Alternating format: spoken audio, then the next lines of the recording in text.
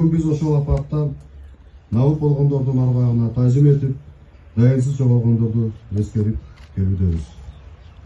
Урматтуу мекендештер, июнь окуялары баарыбыз үчүн чоң сабак болууга тийиш. Тарыхтын бул кайгылуу сыноосу бабалардан мураска калган сүйүктүү Кыргызстаныбыздын келечеги үчүн ынтымагыбызды арттырып, биригимдигибизди бекемдөө зарыл экендиги дагы бир жолу далилдеди. Шейит кеткендердин эреси дайым жүрөгүбүздө сакталат.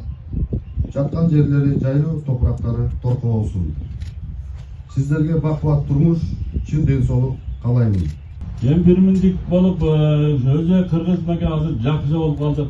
Мен өзбектен келин алдым, мен келе алама, 2 бала болуп калды. Биз турмушубуз азыр жакшы эле, бардыгыбыз бирминдик эле болуп турабыз. Ушунга көз тийбесин. Мен ошо бир тууган үкөмү жоготтум. Мамырасылов Абдылкашым деген. Ушу Сампада шаһит болду, ушу немелердин ушунда өлдү да. Мына ошого 14 жыл болуптур. 14 жылдан бери ушул немелерди кармаган жок да. Ошого найразымын да.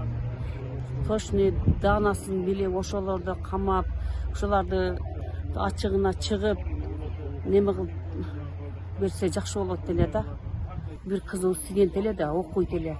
Ошо кызын алып келемин деп, анан ошого телевизордон көрүп кыжырданган да. Кыжырданып ушундай кылабы деп, ошо окуясынан кийин эле сразу кийин Жалал Абадка келди да. Келди, эже ушундай болуп атат. Мен өзүм барбасам болбойт деп ошентти студент кызыначы. Анын студент кызына келип, ошол 3 кызды алып келаткан жерден, ушул жерден алигиндай жидкий немелерди чачышып, ошо машинанын немесинен 6 адамдан бир менин үкөм каза болду. Кызы инвалид болду, күйүп калды да. Берки студент кыздар күйдү да. Ушундай болду. Ушул убакка чейин найразымын да, чыкпай атат эч. Аны териштирген өкмөт күчтүү болуш керек экен да, укам.